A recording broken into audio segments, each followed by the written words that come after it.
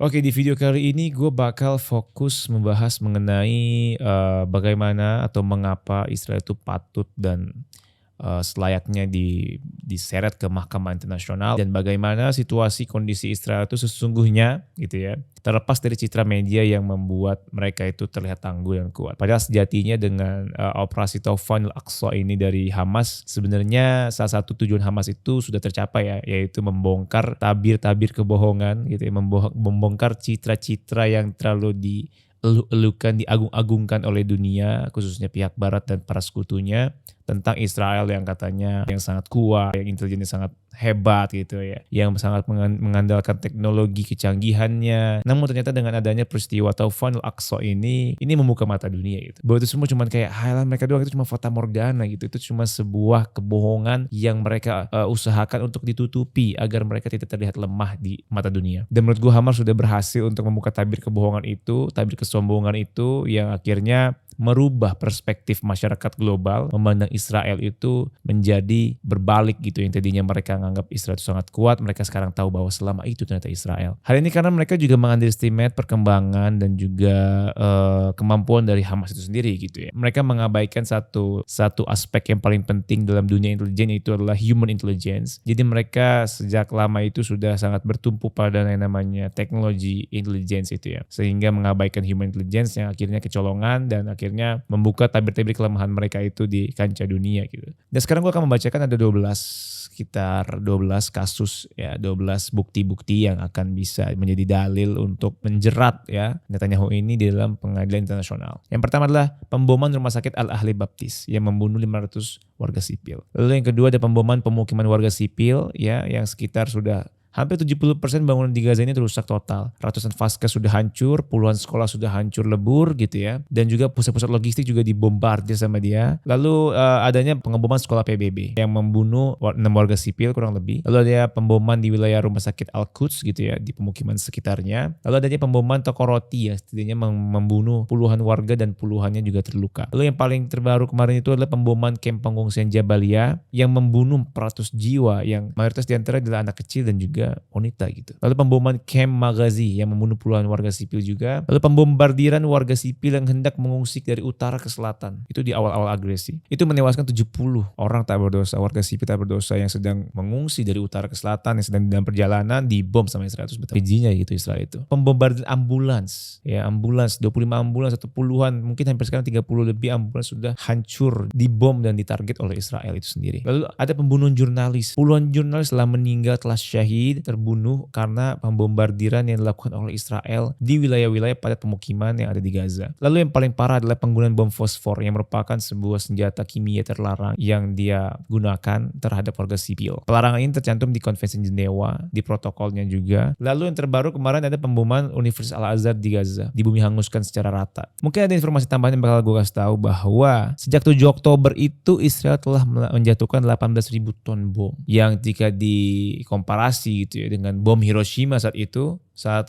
pengeboman Amerika ke Jepang, itu 1,5 kali lipat lebih besar dibandingkan bom Hiroshima. Lu bisa bayangkan wilayah Gaza dibandingkan dengan wilayah Hiroshima dan Nagasaki, tapi jumlah kuantitas bom yang diturunkan itu lebih besar gitu ya dayanya dibandingkan bom Hiroshima dan Nagasaki. Tambah lagi salah satu menteri dari Israel itu mengatakan bahwa opsi untuk menjatuhkan bom nuklir ke daerah Gaza itu adalah sebuah opsi yang dimungkinkan gitu. Ini apa-apaan gitu. Ini maksudnya apaan? Ini maksudnya lu pengen melakukan genosida secara benar-benar massal gitu. Dan gue gak ngerti dengan PBB jika hanya sebatas diplomasi senjata. Ini harus penghentian perang, pengembalian tanah dan juga kemerdekaan Palestina gitu loh. Gak bisa cuma ceasefire, humanitarian pause. Gak bisa gitu loh. Ini apa-apaan Israel gitu loh. Negara-negara di dunia harus melek. Ini gak bisa dibiarkan gitu aja. Lu mau membiarkan rakyat Gaza di nuklir sampai itu terjadi dulu gitu baru kita bertindak. Terlambat semuanya udah. Ini sebuah bukti nyata kejahatan perang yang dilakukan oleh Netanyahu yang sekarang telah menewaskan hampir lebih dari 10.000 jiwa dan 70%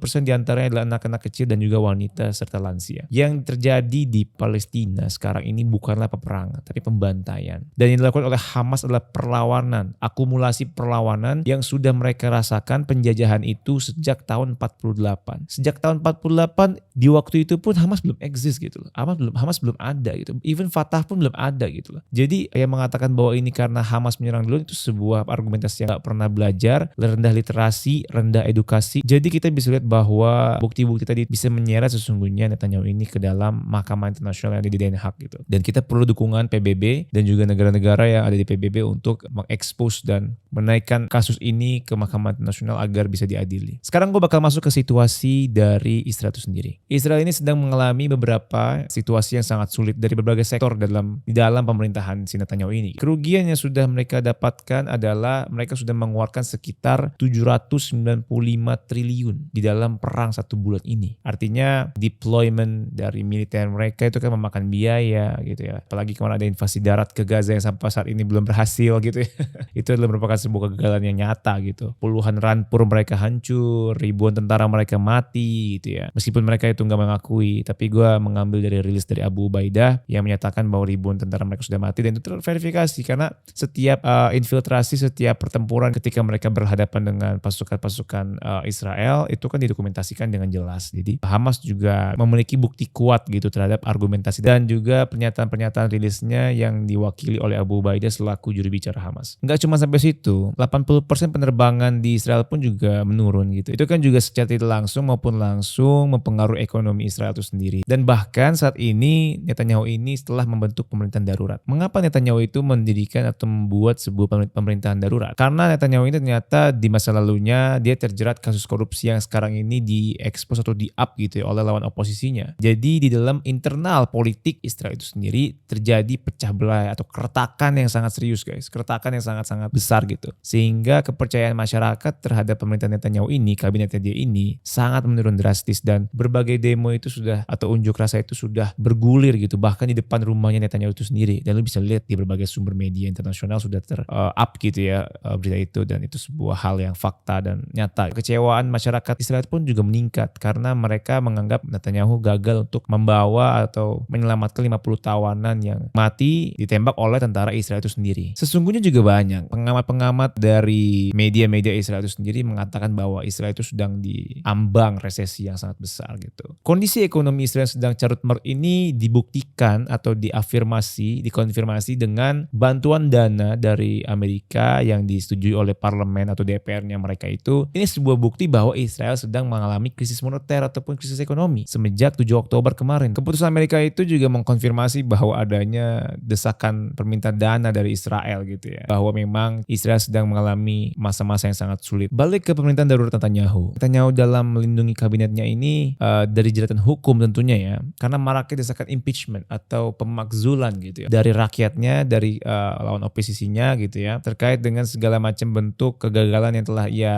tunjukkan gitu terhadap rakyatnya gitu ya. Kasus yang menjerat ia, kasus korupsi yang menjerat dia dan istrinya. Itu sebuah pemomok yang sangat memalukan. Yang karena operasi Taufan al-Aqsa dari Hamas ini bisa membongkar seluruh citra, seluruh keburukan itu terekspos sehingga orang bisa menilai betapa bobroknya Israel. Bahkan senator Amerika yang bernama Chris Murphy pun mengatakan bahwa jika Israel ini masih tidak meninjau ulang cara mereka atau metodologi mereka di dalam peperangan yang mereka sedang lakukan ini, maka kehancuran dari berbagai sektor itu akan semakin nyata. Dan Israel hanya dihadapkan pada dua pilihan. Yang pertama adalah dia tetap menjalankan fantasi ini, fantasi kemenangan terhadap Gaza ini, yang sangat sulit dimenangkan, yang sangat sulit untuk dilancarkan keberhasilannya, karena pasukan darat itu tidak memiliki informasi atau knowledge dalam medan tempur yang mereka sedang alami. Makanya mereka menunggu pasukan dari Amerika, 2.000 pasukan itu untuk membantu mereka. Bahkan pasukan Amerika, Navy SEAL, Marines itu juga tidak mengerti kan. Dia tidak memahami medan tempur yang sesungguhnya ada di Gaza. Karena dalam pengetahuan ilmu militer gitu ya, bahwa pengetahuan mengenai medan tempur gitu ya, itu adalah sesuatu hal yang mutlak dalam keberhasilan suatu operasi. Gimana caranya mereka bisa berhasil invasi darat ke Gaza kalau pengetahuan dari personil-personilnya, dari tentara-tentaranya itu sangat-sangat minim ya, apalagi mereka juga belum tahu terowongan-terowongan Hamas di mana saja sehingga mereka bisa disergap dari manapun. Ini sudah diucapkan oleh pengamat-pengamat militer dunia gitu, dan sudah bisa dilihat gitu bahwa ini adalah awal dari kehancuran Israel itu sendiri jika dia tetap melakukan invasi darat ke Gaza. Lalu Israel dihadapkan kepada pilihan yang kedua, yaitu menarik pasukannya sehingga memperbaiki kerusakan, keretakan, dan carut marut yang telah terjadi di kabinetnya dia. Tapi ada konsekuensinya. Di sini Israel akan dianggap sebagai pihak yang kalah dan Amerika pun juga akan dianggap sebagai pihak yang kalah. Di sini legitimasi masyarakat dunia akan meluntur kepada dua negara ini. Khususnya Amerika sebagai negara didaya membantu Israel di dalam penjajahan ke Palestina. Ini dua kemungkinan konsekuensi hal yang tidak bisa diterima, yang sama-sama sangat menyulitkan Israel itu sendiri. Jadi dia dihadapkan kedua pilihan yang sama-sama tidak menguntungkan. Segala macam bentuk outcome dari adanya peperangan atau konflik pecah gitu ya, penjajahan antara Israel dan Palestina gitu ya. Dan perlawanan Hamas pada tanggal 7 Oktober itu membuka mata dunia bahwa bagaimana sifat asli dari psikopat Netanyahu itu dan para cecunguknya yang menjadikan dunia itu sadar bahwa genosida yang terjadi di Palestina adalah sesuatu hal yang nyata, bukan hayalan belaka. Dan gue berharap negara-negara muslim di dunia ini bersikap lebih jauh dan lebih konkret lagi, nggak sekedar cuma mengecam. Kalau cuma mengecam doang rakyat biasa bisa gitu, nggak perlu jadi pemimpin. Tapi kalau pemimpin harus memiliki tindakan yang konkret, berani mengambil keputusan, berani mendesak untuk pengadaan peacekeeper force di Middle East gitu,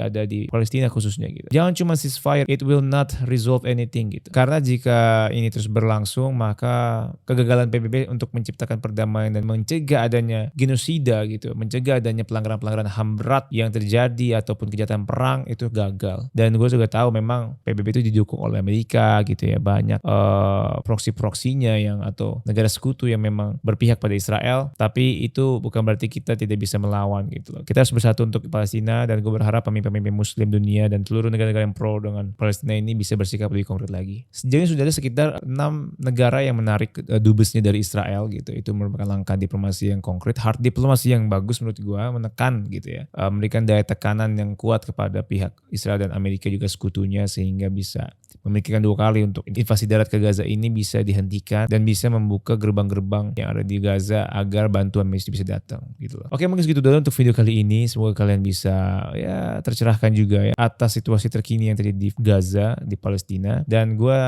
berharap pemimpin dunia ini sudah bertindak, khususnya juga Pak Jokowi bisa memberikan sebuah kebijakan atau keputusan yang konkret, yang lebih konkret lagi sehingga penjajahan itu bisa terhentikan dan Israel bisa diseret dan dijerat ke Mahkamah Internasional atas kejahatan perang yang mereka lakukan.